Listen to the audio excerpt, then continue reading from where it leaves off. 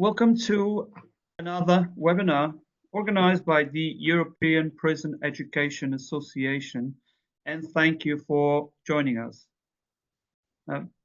Just to let you know that this meeting is being recorded.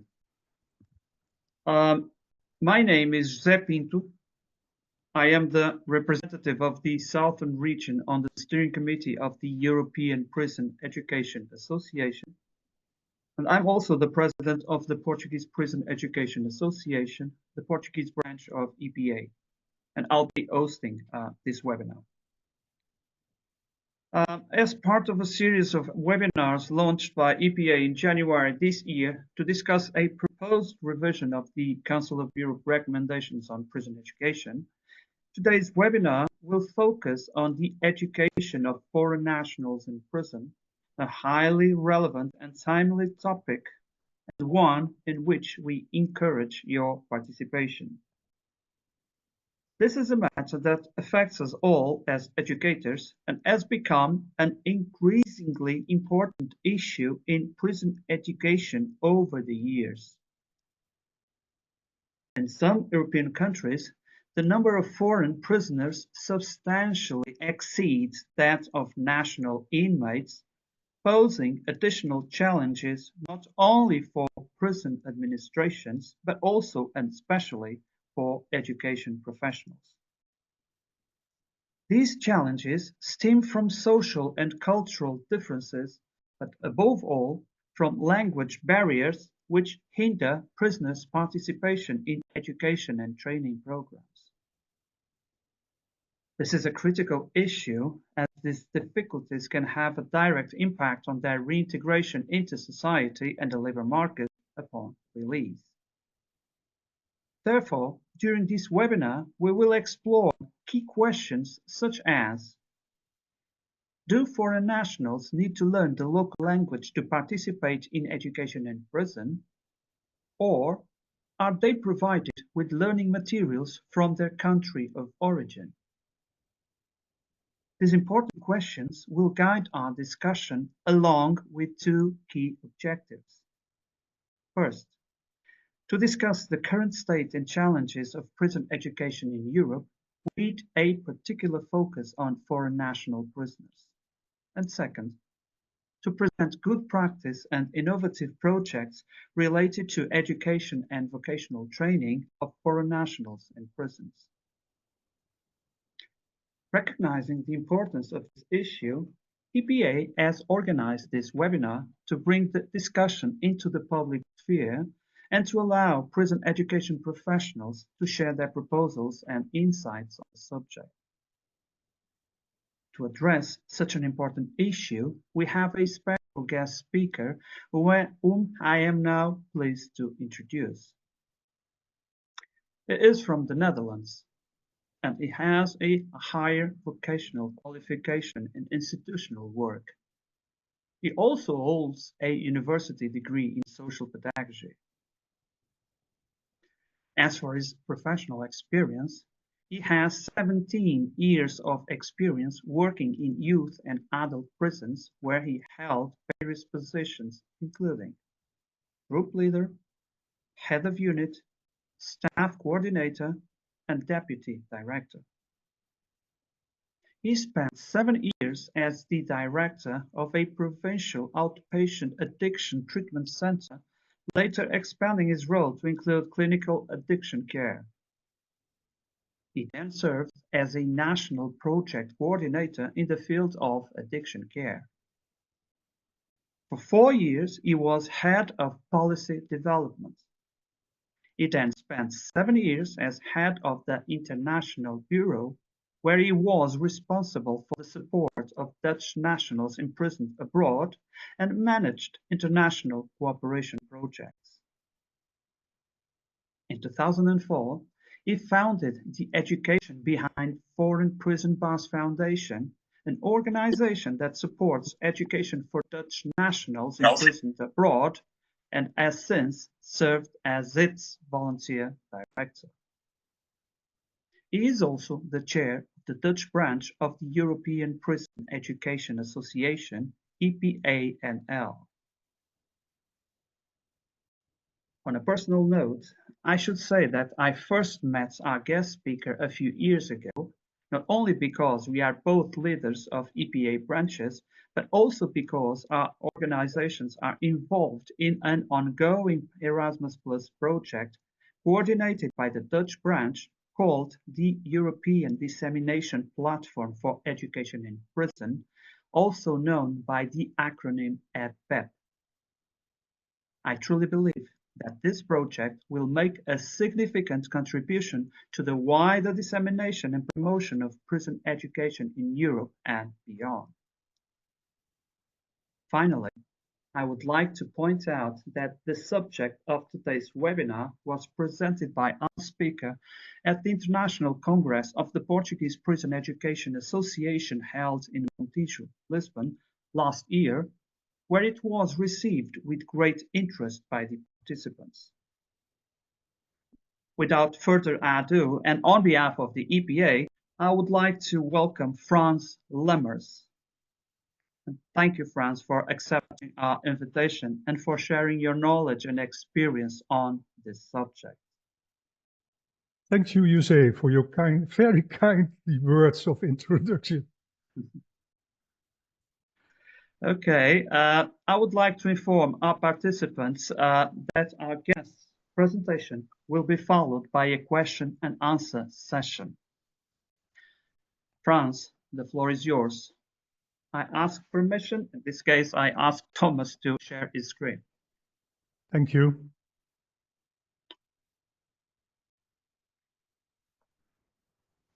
Thomas, will you take sheet 3? And we can start soon. Yeah, thank you. Dear ladies and gentlemen, I would like to thank the organizers of this webinar for their invitation to share my experiences on the theme Appropriate Education for Foreign National Prisoners with you. Experiences that I have gained over the past 20 years in my work for Dutch national detained abroad. First of all, I want to pay attention to who these foreign detainees are, and also how large that group is.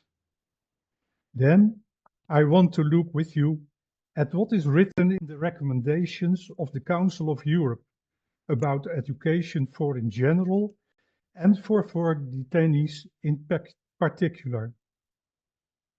Further, I will tell you about the Faulkner project that, with budget from the Erasmus Plus program, tried out a few years ago with the help of 15 pilots in 9 European countries to realize suitable distance education for foreign detainees. Foreigner has made useful recommendations about this.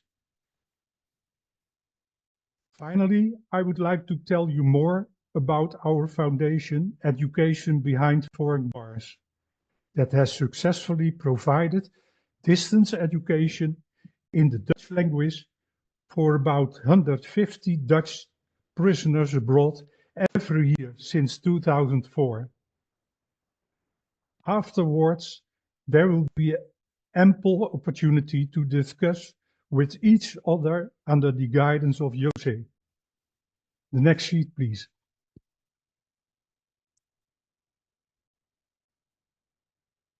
What are we talking about when we say foreign national prisoner?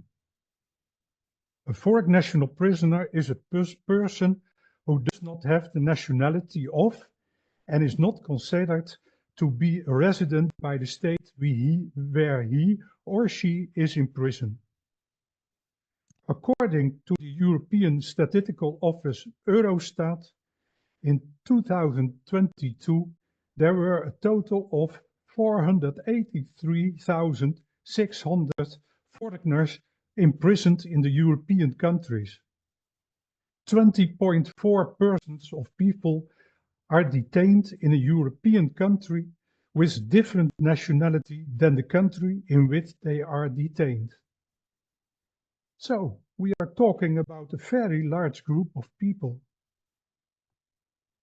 Of course, there are also major differences between European countries. More than 70% of detainees in Luxembourg and Switzerland are foreign nationals, and more than 40% of detainees in Greece, Cyprus and Belgium. In Bulgaria and Romania, it's less than 5%. Eurostat doesn't mention which country these foreign nationals are coming from. The next sheet, please. To learn more about the position of foreign national prisoners in general and prison education in particular, we look at 3 recommendations from the Council of Europe. In the European Prison Rules, revisit in 2020, Rule 28 specifically concerns prison education. Rules aimed at all prisoners without distinction in any areas.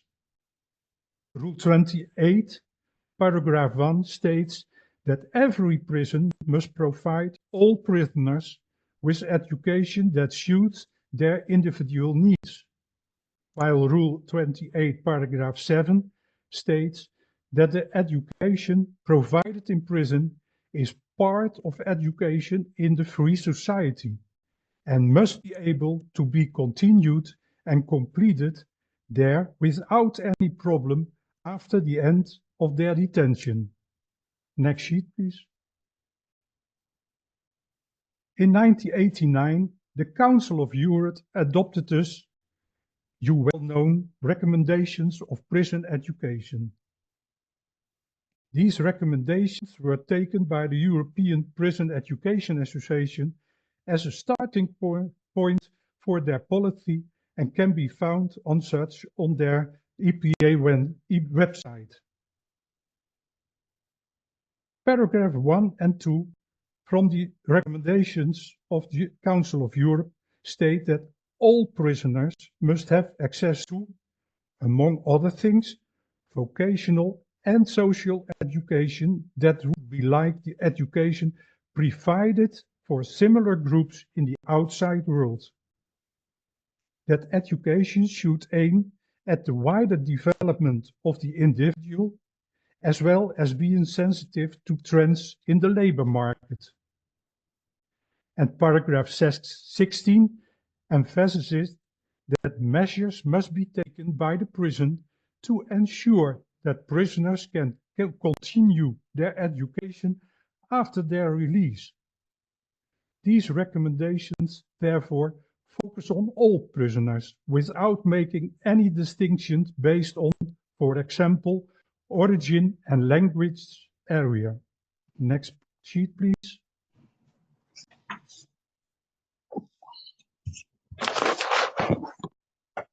The third part are the Council of Europe adopted specific recommendation concern foreign prisoners. Because of the large number of foreign prisoners and recognizing the difficulties which these prisoners may face, for example, due to differences in language. And therefore, the Council believes that special and additional rules are needed in line with the applicable European standards. In basic principles of this recommendation state in paragraphs 7 and 9 that positive steps shall be taken to avoid discrimination and to address specific problems that foreign prisoners may face while they are in prison. And that the prison regime shall accommodate the special needs of foreign prisoners to prepare them for release and social reintegration. Of course, release to and social integration in their home country. 2 important rules have been set in the area of education and training. Article 29, paragraph 1 states that foreign prisoners must be given the opportunity to learn a language during their detention with which they can communicate with the prison staff and fellow prisoners.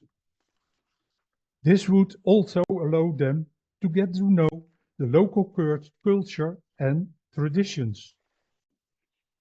Article 29, paragraph 2 states that to ensure that educational and vocational training is as effective as possible for foreign prisoners, prison authorities shall take account of their individual needs and aspirations, which may include working towards qualifications that are recognized and can be continued in the country in which they are likely to reside after release.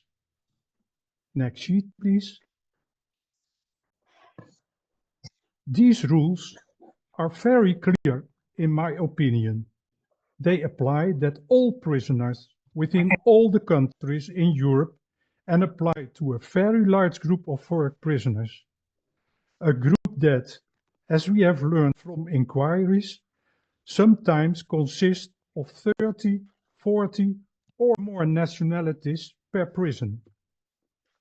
There are two important basic questions in my opinion. First, do you agree with the recommendations that not only language education for foreign prisoners should be provided by the prisons? Two, but also do you agree with the follow-up rule that educational and vocational training should be provided to them, including working towards qualifications that are recognized and can be continued in the country in which they are likely to reside after release? Next sheet, please. If you agree with these rules, international cooperation is needed. The prison authorities themselves cannot provide education for all those foreign nationals in all those different languages aimed at reintegration in all those home countries. So, cooperation between people and organizations that provide educational material, distance education, from the prisoner's home country is needed with people and organizations that ensure in the detention country that this material reaches the foreign prisoner and that he or she is given the opportunity to study with it. Why is this important? Because our prisoners abroad are your foreign national prisoners. They must be prepared for reintegration during their detention in your country. They will, sooner or later, return to our society and must integrate there and find a job there. Next sheet, please. So, if you endorse these rules, then there is an important practical question. How are we going to achieve that? How can we make that happen? How can we shape this cooperation? Next sheet. To investigate an answer to this question, in early 2016, partners from Belgium, United Kingdom and the Netherlands formed the Foreigner Consortium under Belgium RULEC leadership, together with associated partners Europris, CEP and EPEA. The Foreigner project was given the following tasks. First, to gain insight into the degree of difficulty in providing appropriate education for foreign national prisoners through research. Two, to investigate the best way to organize appropriate education for foreign national prisoners through pilot projects. Three, to make a first start on building a European network of stakeholders in the field of prison education. And four, to make recommendations on the best approach based on evaluation of these pilots. In the years 2016-2017, 15 pilot projects were realized in which partners from 9 European countries participated. And during that period, 36 prisoners started distance learning that was supervised from their home country. Almost only positive feedback was received from both participating students and involved partners, but also of the prisons in that 9 countries. Next sheet, please. The most important recommendation made by both the formal and associated partners is that in every European country there should be a person or organization that is responsible for providing education material on behalf of the home country of their prisoners abroad, a so-called standing partner. And in addition, in every European country, there should be a person or organization that acts as a receiving partner on behalf of the prisons in that country. This receiving partner inventories the educational needs of foreign national prisoners, contacting the sending partner in the detention country about this, receives the education material sent by the letter and ensures that it is distributed to the foreign national prisoner. As an organizational model, the Foreigner Consortium has advised for creating a pan-European cooperation model, a European network.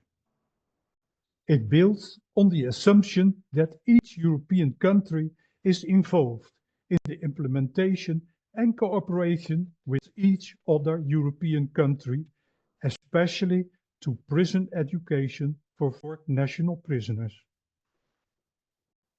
The recommendations have been issued to the European Commission door the non-government European organizations too. Next sheet, please. It must be noted that 7 years after this foreigner project, no initiative has been taken by any organization in Europe or European country to help implement these recommendations. Only from the Netherlands, the Education Behind Foreign Prison Bars Foundation has this association been provided for compatriots detained abroad since 2004 and therefore also after the end of the Foreigner project in 2017. Education from Dutch educational institutions in their own language and aimed at reintegration and the labor market in the Netherlands. The Foundation Education Behind Foreign Prison Bars is a volunteer organization that annually offers distance education in the Dutch language to every year about 150 Dutch people detained abroad and supervise the study. In doing so, there is close cooperation with the Dutch embassies and the Dutch probation service. Only the material costs, about 100,000 euros per year, are reimbursed by the Dutch Ministry of Justice. The application to be eligible for a course comes from the Dutch prisoner via the embassy and the Dutch probation service or directly by officials of the foreign prisoners. The organization acts as a sending organization and searches for a receiving partner for each student in the detention country. In almost all cases, this is successful.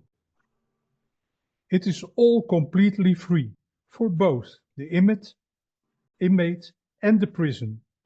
The course materials that are sent to the student are his property, and the student can continue and complete his course after returning to the Netherlands.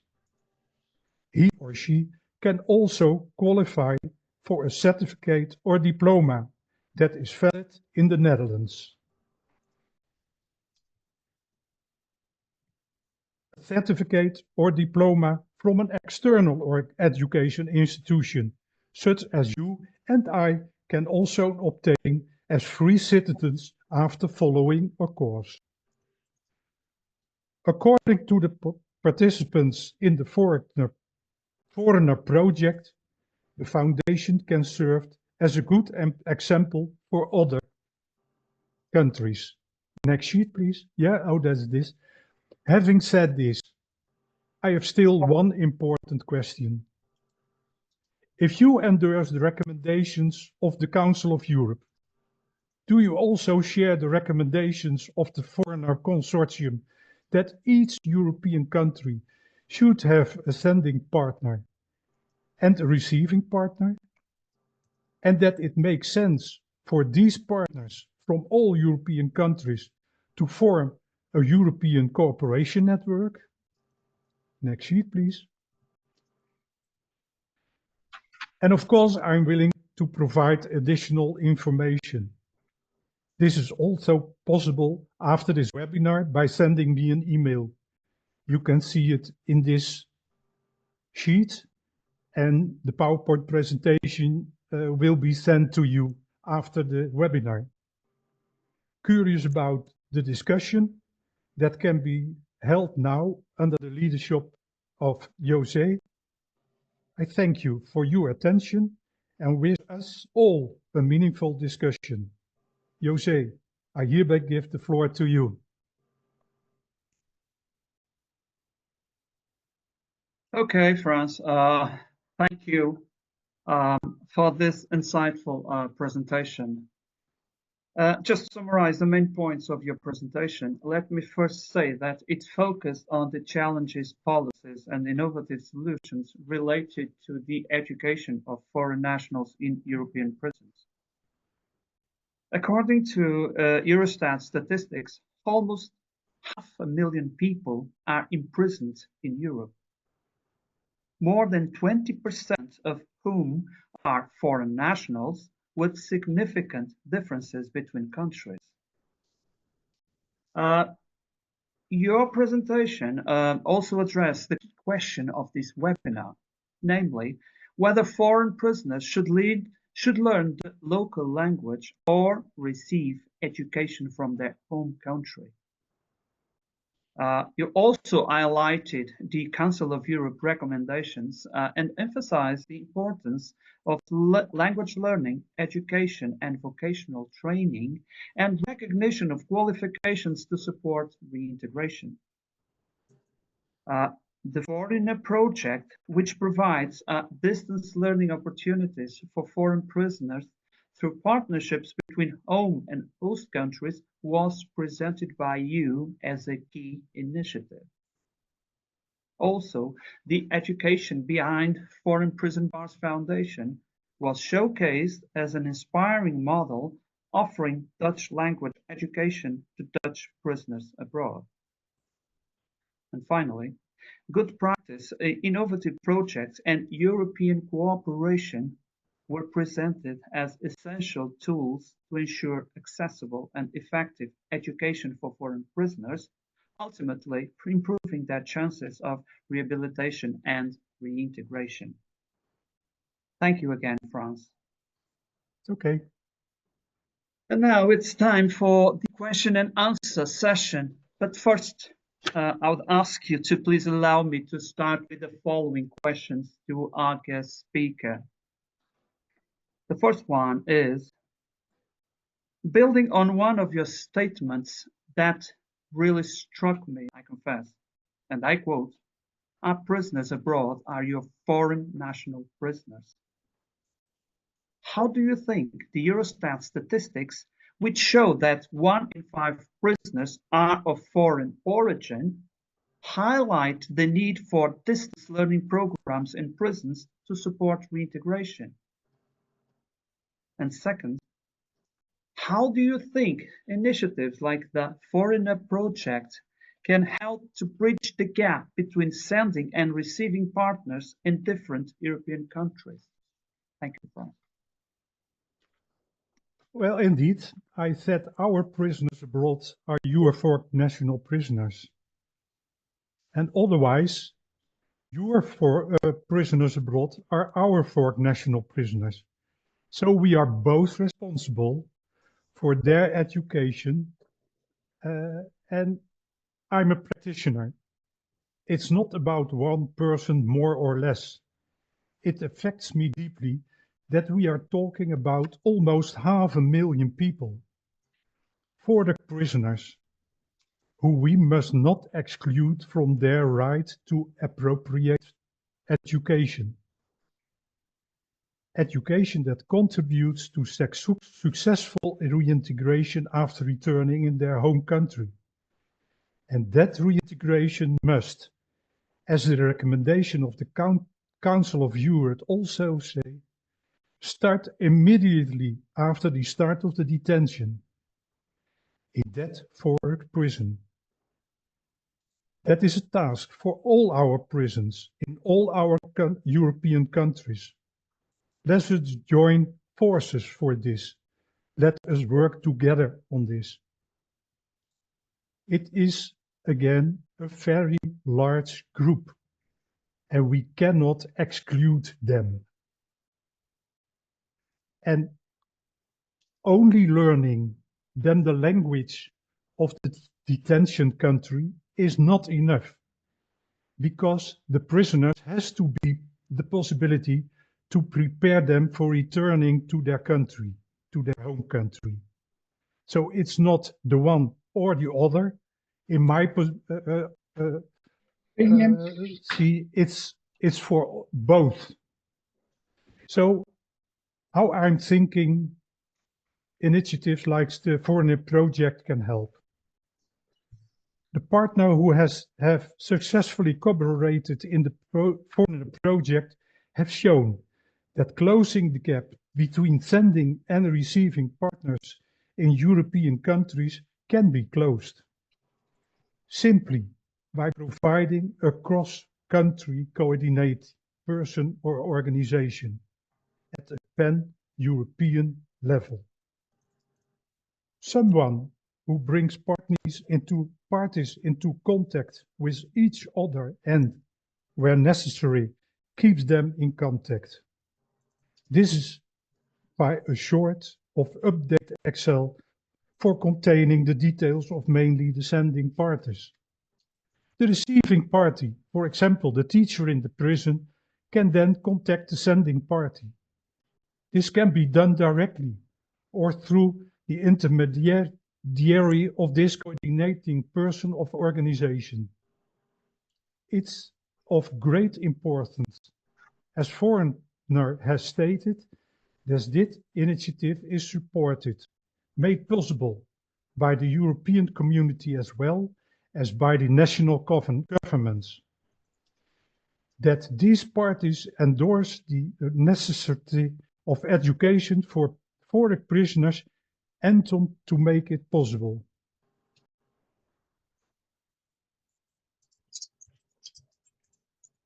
Okay, thank you, Franz. I was checking the chat room. I would just like to let you know that I've shared a link to the Education Behind Foreign Prison Bars Foundation website. Yeah. Another link to the article Exploring Educational Opportunities for Foreign National Prisons in Europe, and Franz's email address, as I said in the chat room. Please find them in this room. I would like to see if there are any questions for Franz. I'll be taking questions.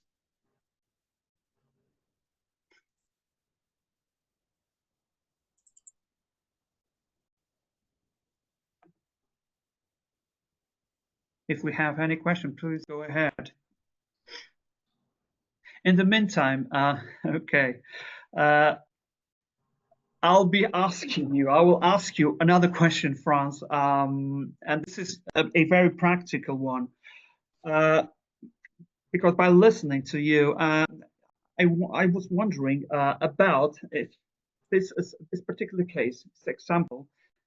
Imagine that a Dutch citizen is serving his sentence in a prison where or someone else teaches. This Dutch citizen would like to, for instance, enroll in education or vocational training, but is unable to do so because of language barriers. Based on your experience with your foundation in the Netherlands, can you guide us through the process and tell us what is needed?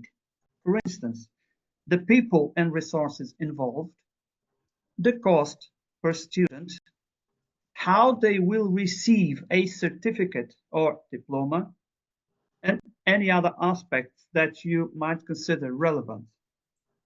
And finally, can you give us some examples of successful cooperation between your foundation and people or organizations in other countries? Thank you, Franz. That are a lot of questions in one. I will try to do so. I will try to answer from my experience with our foundation. I told you our foundation works closely together with the Dutch embassies over all the world. According to the Vienna Convention on Consular Relations, they are responsible for the prison authorities are responsible to tell the embassy that there is a Dutch person in prison. We also work closely with the International Office of the Dutch Probation Service, and they provide, in cooperation with the Dutch embassies, support for the detainees from the Netherlands. Among other things, these both organizations inform Dutch citizens detained abroad about the possibilities of being able to follow distance learning for free through our foundation. We offer the possibilities from a list of approximately 80 courses in Dutch language, courses at 5 different levels. Prisoners can they apply for a course with us via the embassy, via the Dutch probation service, or directly from a teacher in the foreign prison, or sometimes a member of the family of the prisoner who has seen our website. If we receive the question for May following a course, we are sending the prisoner a questionnaire about their personal background and the detention details we need for organizing the process. We will send also information about the requested course with a test to determine the level of Dutch. If the level of Dutch is sufficient for the requested course, we will order the course from an external provider of distance learning certified by the Dutch Ministry of Education. So we don't have own courses. And that external provider will also provide the assessment of the associated homework via their own teachers, which may be sent in by post. Study coordinators of our foundations are intermediaries between the student and the educational institution. We coordinate the sending of the course material to the receiving partner. We correspond with both the student, when necessary, with the prison and with the teacher or the prisoner. The homework is sent to us by post, and we ensure that the homework is submitted online and received the feedback online. We print out that feedback and send it back by post to the student by then. And the student is entitled for 3 years of study guidance. Again, it's free for both the student and the prison. The material is the property of the student, and he or she can continue and complete the course even after returning to the Netherlands. Maybe he will be there in prison for the rest of his sentence there, or he is free. But in both, he can continue and complete the course. If the student has completed the course with sufficient result, he or she will receive an official certificate, but can also take the exam at our expense. Our foundation has 7 study coordinators who are active as volunteers. On average, they spend about 4 to 6 hours coordinating for the process a week. We send approximately 150 study packages to prisoners all over the world each year. And the costs, I told, a total of about 100,000 euros per year, are therefore about 665 euros per student. These are costs for study materials, teachers of the Educational Institute, and organizational cost of our foundation, such as stationery, postage, office space, and so on. Thanks to good online cooperation with a consular employee of the embassy in Tokyo, we can help by example 4 Dutch people detained there with their distance learning. In the USA, that's possible thanks to a Dutch person working at the University of Chicago with 2 Dutch detainees. We are closely working with the education coordinators in all Belgian prisons and supervise about 40 Dutch detainees there. So that's working very well. Our working system is evaluated, is progressed in the last 20 years, and we think it's a successful formula for every country who will start in that way. Okay, Frans. Very good answer. That's what I was expecting It's a from long you. story, but it was a long. Yeah, so well, it shows how much the questions. process. It shows how the process works. Again, just to let you know, I have shared all information related to Frans' foundation in the chat room. You can please find it there.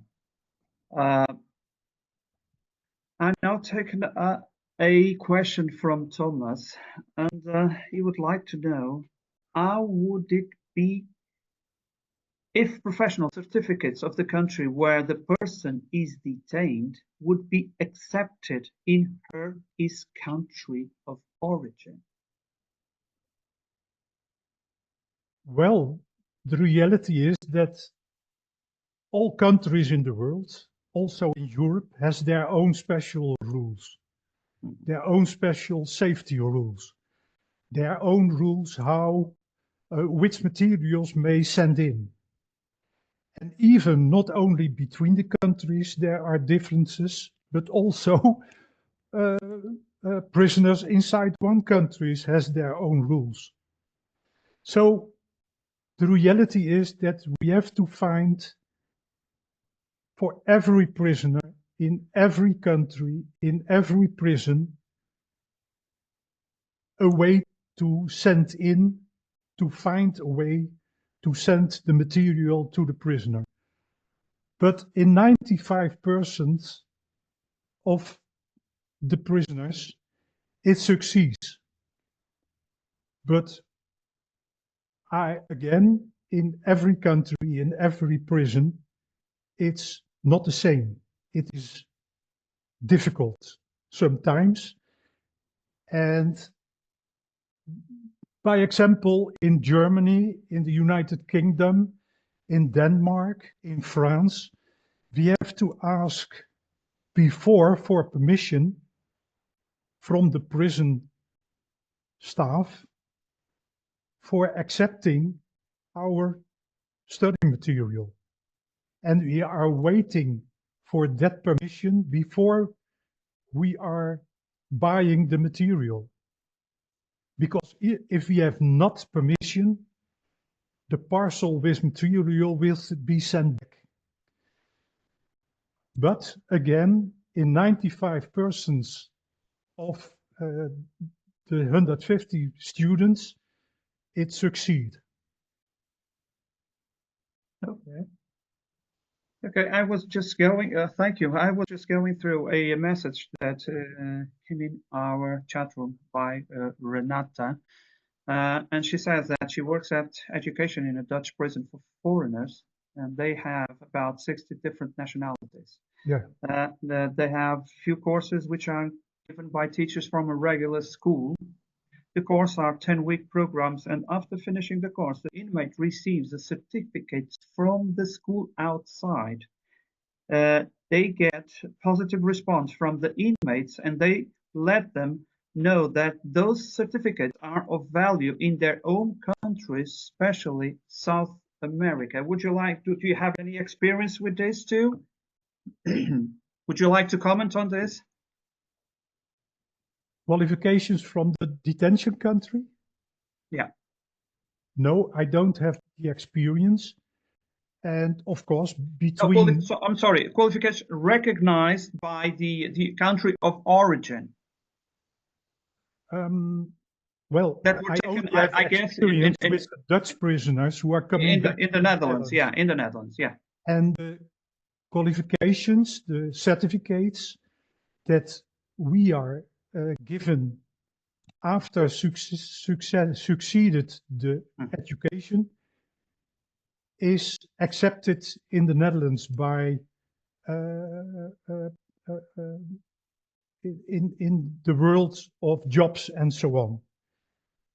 Of course, there are certificates from the United Kingdom or from Germany or that are accepted in our country too, because foreign qualifications sometimes are accepted in our country too. But I don't have experiences with that. Okay. All right. I can see and that. I know now there was a Dutch man imprisoned in Poland. He succeeded education there, at latest in a Dutch prison too.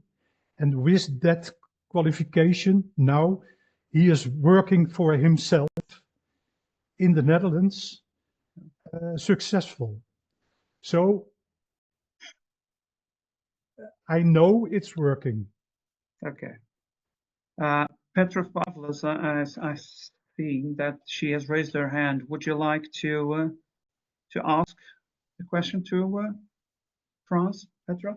Yes. Oh, yeah. I hope you can hear me, Jose. Can you hear me? Yes. Yeah, I can hear Perfect. you, yeah. Perfect. So good afternoon, everybody, and thank you, Franz, for that excellent presentation. Also good to see you again Yeah. in Vienna. Maybe to my person to introduce myself, I am based in Vienna, working there for the Ministry of Justice. I'm head of Foreign Nationals Department there. Additionally, I'm seconded for Europris, and there I'm the coordinator for the Foreign Nationals Prison Foreign Nationals in Prison and Probation expert group. So this meeting and webinar is super interesting for me as well, because for Europris, we are working together with practitioners all over Europe, especially in my expert group, of course, when it comes to foreign nationals.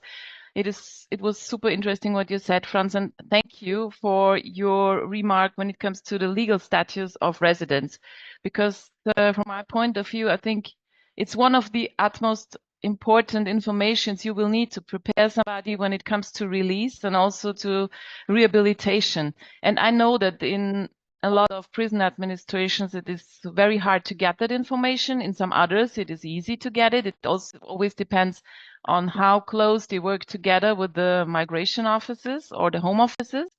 as they call them in some countries. But I think for an accurate preparation for release and rehabilitation, and also when it comes to receiving then an education or to learn the local language, it would also be super important to know what kind of legal status, or if they have a legal status of residence in the country they are imprisoned, because then you can more exactly look to the time when it comes to release, and also when it comes to education and to get in touch with the labor market. So you have to know the prisoner will go after release and after and where, if he will go back to his home country, or if he will stay in his country.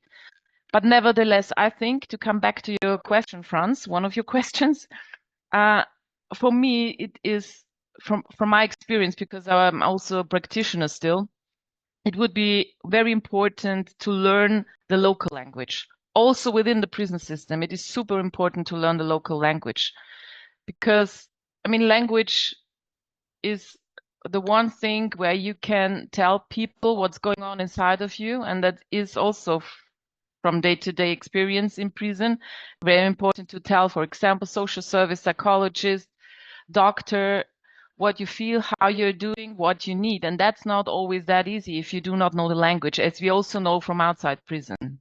And the more difficult it is within the prison. So to answer your question, Franz, from my point of view, yes, it is absolutely important to learn local language and to receive education, but to bear in mind and to keep in mind what is the legal status of residence, to work more precise when it comes to release. And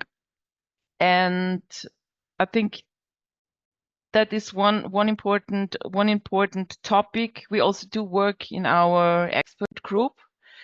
Always and focus in our work. Always bear in mind, where will the foreign prisoner go? Where will he be released? To offer him the best opportunities he can have or receive coming out of prison or being released from prison when it comes to rehabilitation and going back into society. Also when it comes, of course, to a secure and safe society where he will go, if he will go back or if he will stay in the country. I think it doesn't matter.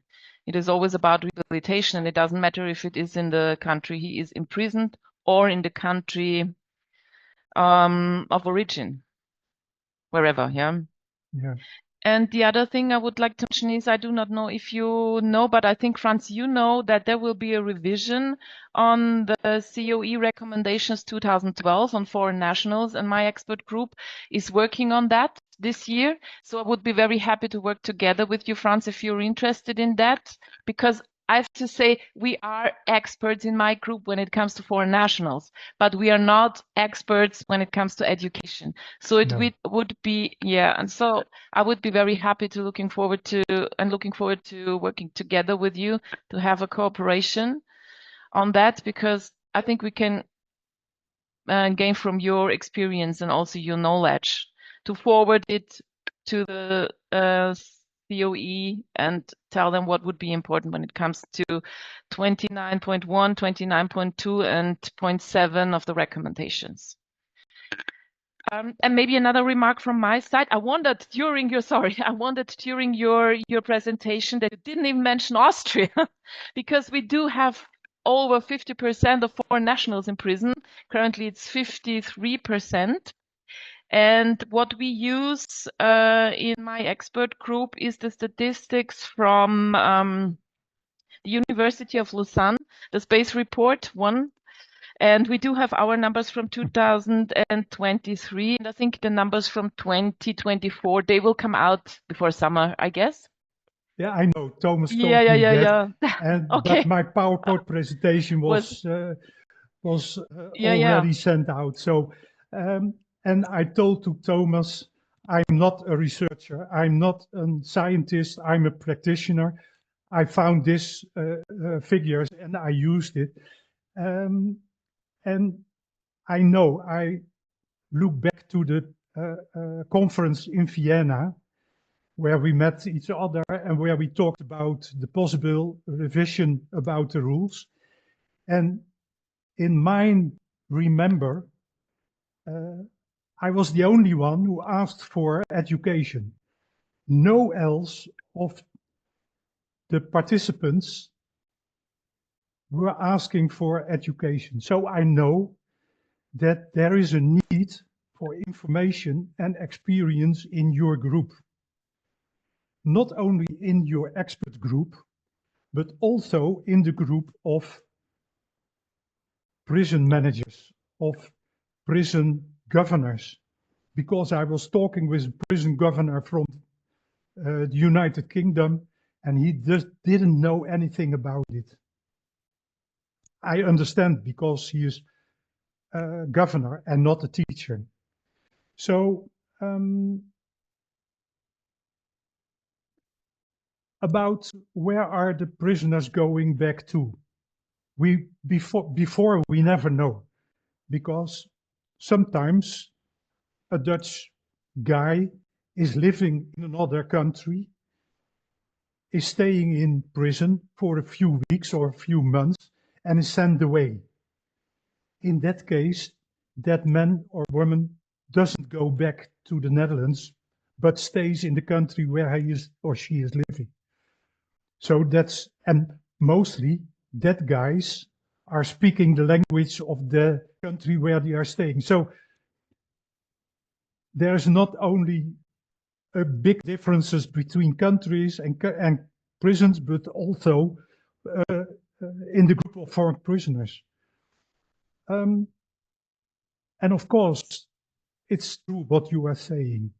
The language is at first most important. Most important because the prisoner needs to talk with the prison staff and other prisoners. It's needed that he can ask for things about things he wants to know, how the rules are, and so on. But the reality is that foreign prisoners are much longer in prison than national prisoners are. Foreign prisoners mostly are minus 2 or 3 years in foreign prisons. And if they are starting to learn the language of the prison, of the country, after a few months, they also can start with education from their home country. So it's not needed to receive a level 2 or 3 in the language from the detention country. Level 1 is enough. And after that, and that can be reached in 3-4 months, the prisoner can start the education that we are offering. And that's important because it's healthy for the mind of the prisoner. He's not only sitting in his cell, he is doing something positive. He is working for his future. He is working for himself or herself. And therefore, our education is so important. And that's what I'm hearing back, but I'm getting back in the feedback from our students. Thank you that you from my country are attending this study for us. Nobody else is receiving that. Thank you that I can work for my future. Thank you that I can show my family that I'm not only did work things, but that I'm working for my future too. So it's not only for the practice side, but also the social side, the psychological side, the relations in the family, that the people are active for their future. And of course, I'm very happy if I can cooperate with the expert group. 4 or 5 years ago, the last meeting in The Hague, I was there too, and I was telling about our organization, but that's a long time again, there are a lot of new teachers, there are much more new coordinators. So I'm for you. If I'm welcome, I will be there. Thank you, Franz, and please don't hesitate to contact me by email when you do have information, or if you want to cooperate with us, no problem. I guess you do have my email address, the Europris one. Perfect. Okay. Thank you so much. Thank you. And thank you for your kind words. Okay, thank you, Petra, for your contribution. It was very insightful. I thank you for that. I think we still have time for a couple of questions. Franz, I would like to ask you, what do you see as the main challenges in creating a pan-European learning platform for prisoners? You talked about this pan-European learning platform. I would like you to explain deeper, how do you see the main challenges coming from this?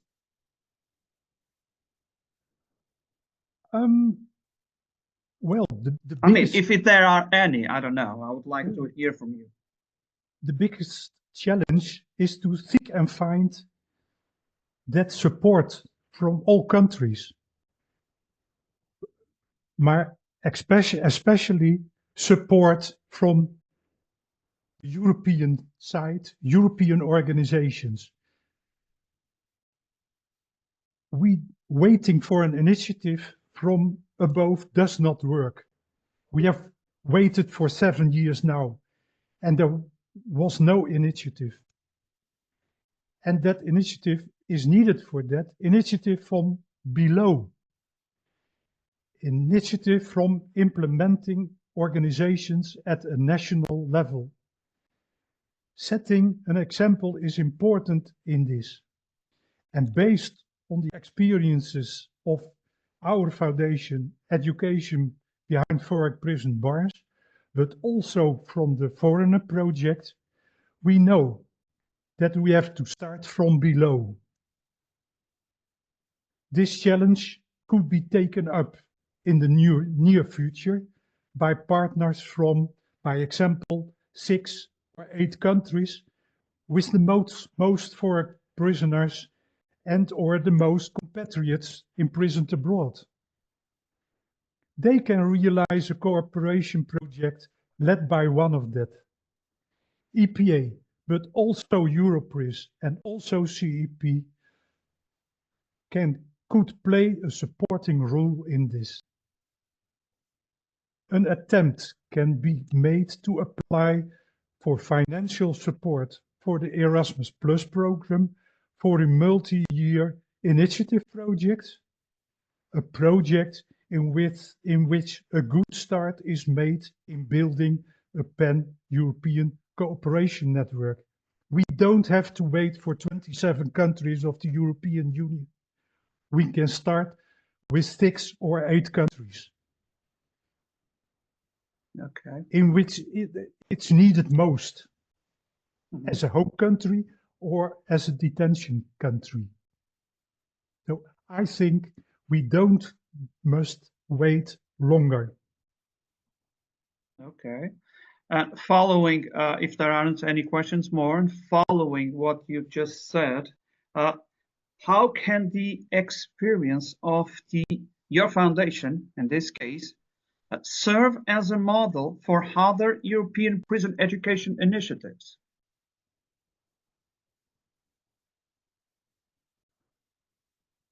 Well, I mean, how can we learn from your experience? Yeah, okay. Thanks a lot for that.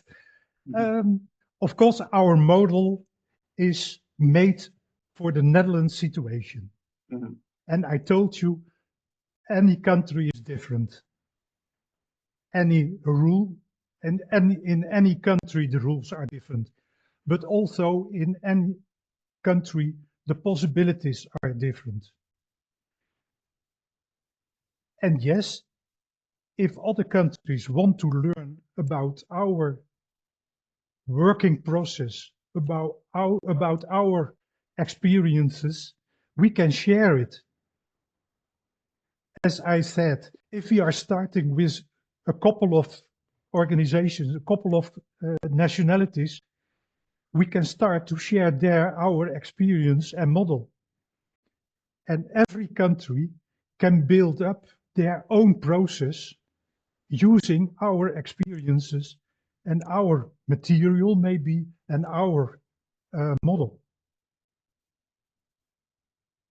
So we don't think that our model is the only possibility, but our experiences are there for anybody and any country who wishes to know more about it. Okay. Okay. Let me check the chat room. I don't think there are any more questions. If there aren't any more questions, I would call it now. I think it's time to summarize the main conclusions of this webinar. The webinar, I think it highlighted the challenges and opportunities in educating foreign nationals in European prisons, as we've seen, focusing on language barriers, education and vocational training, and recognition of qualifications.